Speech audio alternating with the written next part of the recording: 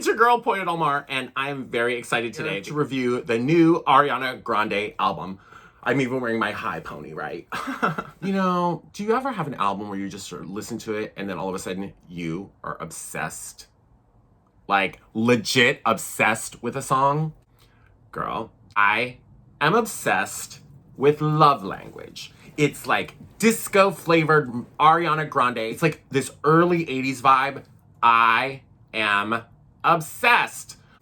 Please, music gods, please let this song go to radio. I'm still waiting for an album that overall tops Moonlight, but there's some tracks on here that are so good, and this is one of them. Ari, you've outdone yourself, honey. You've done it. Anyway, I'm admittedly feeling a bit like Cool Mom reviewing this for you guys, because at my age, you would be like, girl, she's a little too old to love Ariana Grande. Wrong, bitches. I love Ariana Grande. Positions, her brand new album, which dropped October 30th, today. It has a variety of sounds on it, and I'm just here to give my thoughts and do a little quickie review. Did anybody else notice that Shut Up, the first track, opens like it's a movie overture with that big swelling kind of orchestral sound, and it makes me feel like, ooh, she's about to take us on an emotional journey.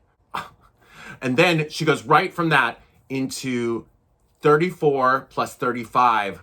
It took me a second. That's 69, bitches. And then she says it at the end. She's like, in case you can't figure it out, I want a 69 with you. It's still a little hard for me to think of sweet, beautiful Ariana Grande being this sex fiend, but let's be honest. She likes the D and she's not afraid to admit it, okay? And drinking coffee, girl, you better drink that coffee, and let's hope that it doesn't clear out your system a little too much, because that can be problematic. After Ari tells us how you better put on a seatbelt because she is gonna ride, honey, she takes us into what is clearly, in my opinion, the big radio-friendly track of this album. And that's with Doja Cat, Motive. You know that this song is going to be all over radio. She's talking about being down for this guy, but she wants to know what he's about and what's really motivating him, because that is something that I think all of us can relate to. Like, what's you after, bitch? I need to know. One of the things that I really love about Ari's evolution as a performer and as a musician, you can feel on the next track, Just Like Magic, because she's just oozing confidence. She straight up says, I get what I want because I attract it to me, and I'm attractive. What I take from it is, if you want something bad enough, you better get out into the universe and it'll come to you. And I think that there's such truth to that. It's like the whole secret, right? That's like what's behind the secret. In my career, I felt like that too. I've been like, oh my God, I think I want things so much that they just come to me. So Ari, you better work. You better be just like magic. Get it, Harry Potter. We all know Ari loves to slow it down. And this album, she uses The Weeknd to really slow it down. Like, Off the Table, I thought, honestly, when I saw The Weeknd was going to be on this, I was expecting some kind of a club banger, you know, like boom, boom, boom, but not at all. I don't know if you guys have like radio stations that are like The Quiet Storm, but this to me was like the Quiet Storm track of this album. It slows it down. It's like love ballad. Not exactly what I expected. If there is a track on here that I think that, like, besides the Doja Cat song track, one that the co-star is going to sort of help really make it, it's going to be Safety Net with Ty Dolla $ign. I really, really like that song. I can imagine it all over radio. Good stuff. 630 is one of the tracks. I like the song a lot. Are you down like 630? I was like, what in the hell does 630 have to do with being down? And then I realized on a clock, which nobody uses anymore, both of the arms of the clock are straight down. Oh my God, 630, down like 630. I am the cool mom. I had to figure this shit out. Great song, Ari, great song. In the like press materials for the album, they call My Hair the standout of this record. It really is. The reason I think it's a standout is because it sounds so different than everything else on this record. Back in the 90s, there was this group called Cantaloupe, and they had a big hit called Flip Fantasia. Go check it out if you're interested, whatever. Anyway, what made that so interesting is they took old jazz recordings and turned them into pop-friendly, radio-friendly music. And I hear a lot of that influence on this particular track. Of course, it's sassy and sexy, but it really has this orchestral jazz sound to it, and it makes it stand out on this record. And I remember back in the 90s when that Cantaloupe group really changed the kind of things you started to hear on pop radio. And I know that we've been seeing a little bit more of that recently. We've seen, you know, Kenny G pop back up on remixes of songs and things like that.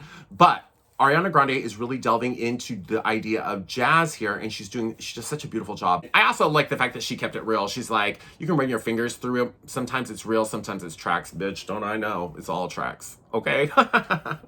Anyway, amazing. I love this song. When I was listening to Nasty was giving me, and even my hair a little bit at the end, Nasty was giving me serious Mariah vibes. Ariana is using those whistle tones and she's really flexing her vocals in this track. And it's mostly in the background, and that's something that Mariah used to do back in the day. And I'm not trying to compare the two, but it's obvious the vocal influences of Mariah Carey, and Mariah is my favorite artist of all time, so I was really appreciative to hear anything that reminded me of classic Mariah.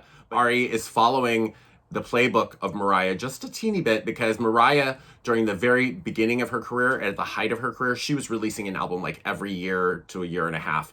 And Ari is definitely doing that. And Mariah would only release like 4 songs off of every album. And then the fans would be like, I love this song, I love this song. And they never got released to radio. And Ari is doing a lot of that too. Like, I mean, think, how many of us loved NASA and it never got released to radio? But what it does is it keeps the fans hungry for more, because they're always like, well, like they're still in love with some of the music, but Ariana's already moved on to the next thing. My guess is that whatever tracks off of this album that we love, only half of them are going to see the light of day as far as radio goes. But that's good, because I would rather have songs that I'm like, oh my God, I still love that song, than being like, loved that song when it was on the album, but radio killed it. Positions is awesome. I didn't even mention Positions, the song, because we've all heard it already. It's all over radio already. It's going to be a huge hit for her.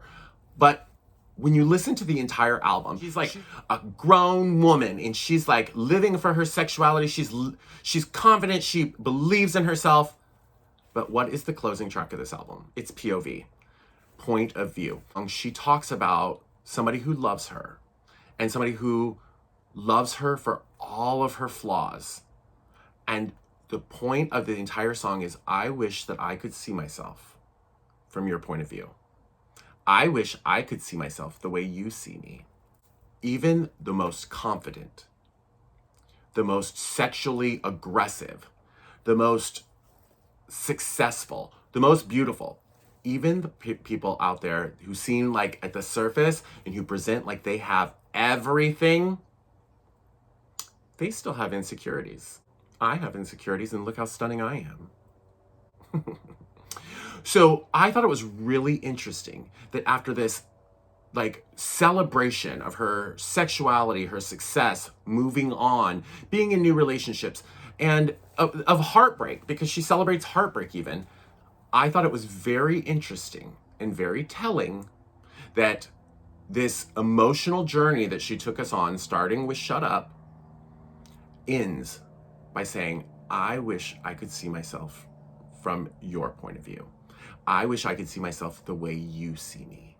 What if that is the last message that she wants to give to the listeners, her fans, us?